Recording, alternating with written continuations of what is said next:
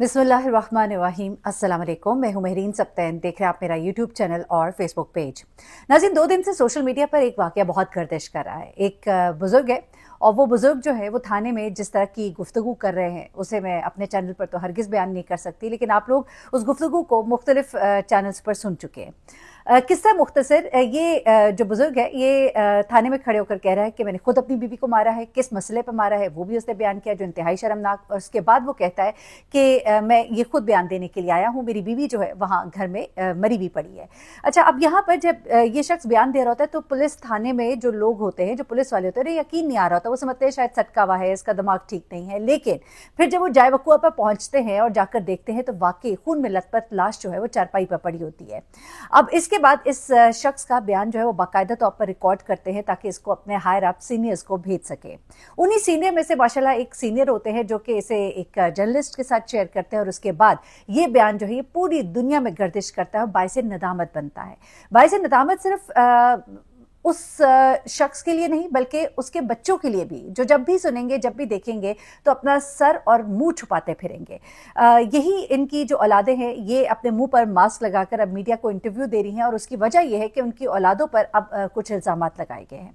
कहानी जो है वो क्या है वो हमसाये ने भी बताई, कुछ लोगों ने बताई, और असल कहानी जो निकल कर सामने आई वो मैं आपके सामने रख देती हूँ।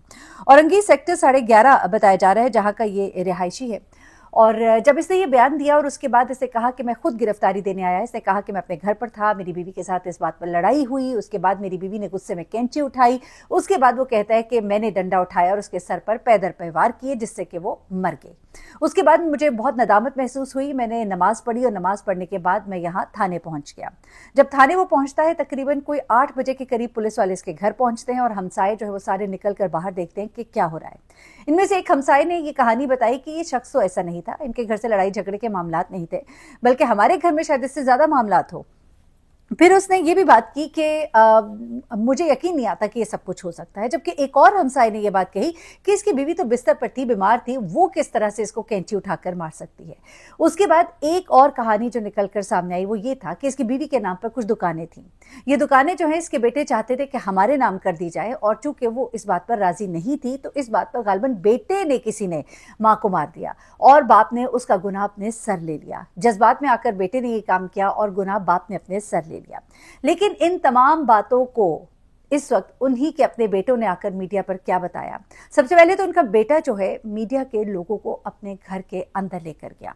उसने कहा, आइए जरा मेरा घर देखिए, छत की हालत देखिए, घर की हालत देखिए, ये टूटी हुई छत, ये बिस्तर, ये जमीन, ये आप हमारे घर का सारा माहौल देखकर क्या अंदाजा लगा सकते हैं कि हमारी माँ कोई करोड़पति थी जैसा कि मीडिया पर बताया जा रहा है। हमारी माँ के पास दुकानें अगर होती तो हमारे हालात बहुत अच्छे होते ना, चले हमारे नाम की ना की वो एक और बात है। वो कहते हैं कि ऐसा हरगिज नहीं है। इनके वालिद जो है उनके बारे में ये बताया जा रहा है कि वो एक मुलाजिम थे सरकारी गालिबन, और उससे वो रिटायर्ड थे, और उसके बाद उनकी कोई जायदाद, कोई दुकान, कोई ऐसी चीज उनके पास नहीं थी कि जिसकी बिना पर कोई उन्हें एक अमीर तरीन शख्स कह सकता। अच्छा, अब वो जो नौजवान है वो आकर मीडिया के सामने बताता है कि हमारा ये घर बार है, ये देखिए हमारे वालिद ने जो किया हम उस पर सख्त शर्मिंदा है, हम उन्हें माफ़ नहीं कर सकते। हाँ, वो हमारे वालिद है, उनका एहतराम करेंगे, हम उन्हें कोई बुरा भला गालम गलोच नहीं करेंगे, लेकिन मैं उन्हें ज़िंदगी भर माफ़ नहीं कर सकता। लोगों ने यह भी कहा कि बेटे जो है वो माँ के जनाजे में नहीं शरीक हुए, लेकिन हमने जो पता कराया है उसके मुताबिक बेटे जो है वो जनाजे में थे। उन्होंने आगे खड़े होकर बाकायदा अपनी वालदा की नमाज जनाजा जो है वो पढ़ी है।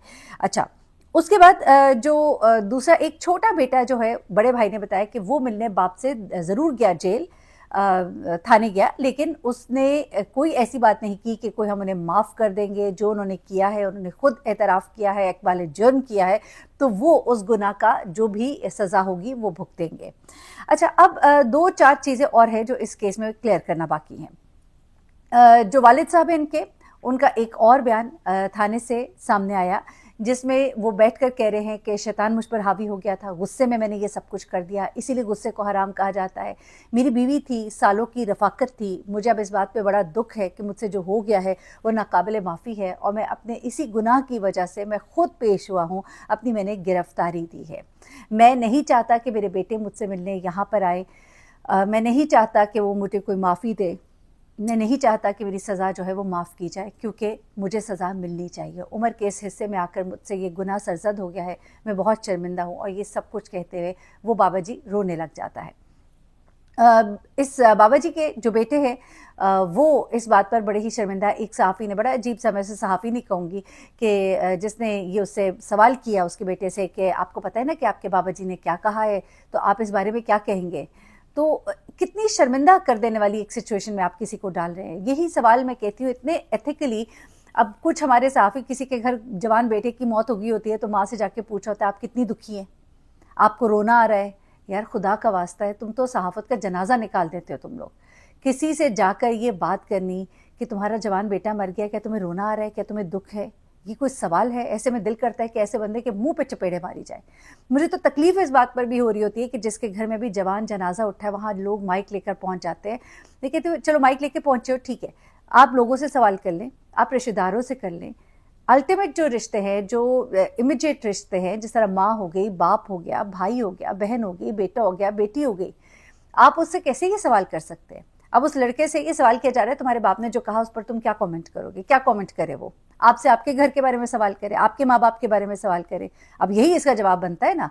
यानी सवाल करने वाला अपने मुंह पे 2 चपेड़े मार ले कि वो सवाल क्या कर रहा है। उसके बाद ये बाबा जी जो है, इनके जो एक हमसाए हैं, उन्होंने इनके बारे में बताया कि इनकी बेगम जो है वो एक अच्छी खातून थी। उनके बारे में कभी मोहल्ले में कोई ऐसी बात नहीं थी, कभी इनके घर से कोई इस तरह के मामलात निकल कर सामने नहीं आए थे कि लोग कहें कि कोई मियाँ बीवी में नाचाकी है या मियाँ बीवी के ताल्लुकात अच्छे नहीं हैं। हाँ, वो अक्सर औकात बीमार रहती थी। अच्छा, ये जो बात है ना, ये जो कहा जा रहा है कि वो पैरालाइज थी, बीमार थी, तो उन्होंने कहा कि हाँ वो बीमार रहती थी, उम्र का तकाजा था, 58 या 60 उनकी कोई एज थी, तो कोई थोड़ा बहुत बीमारी कोई हो सकता है, कुछ बीमार हो जाती हूँ, बिस्तर पर पड़ जाती हूँ, लेकिन जैसा वो पैरालाइज्ड वाली चीज़ें हैं वो कहा जा रहा है कि ऐसा नहीं था।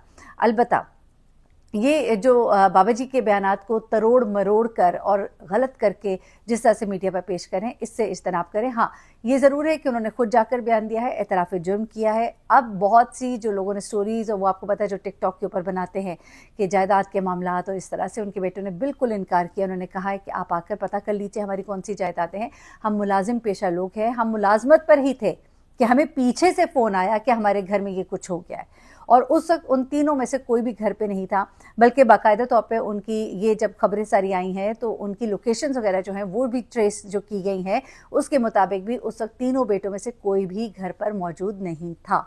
मुझे ये बताया गया है कि उन तीनों की लोकेशंस जो है उनको भी ट्रेस किया गया ताकि रूल आउट किया जाए किसी भी और किस्म की बात को कि हाँ हो सकता है ना, कई दफ़ा होता है कि मार कोई और देता है, ज़िम्मा कोई और ले लेता है। बूढ़े बाप ने कहा होगा कि जवान बेटे हैं, पूरी ज़िंदगी पड़ी है उनकी सामने, तो चलो मैं अपने सर ले लेता हूँ, मुझे क्या सज़ा होगी, कितनी सज़ा होगी, कितनी ज़िंदगी बची, यही सोचते हैं ना माँ बाप।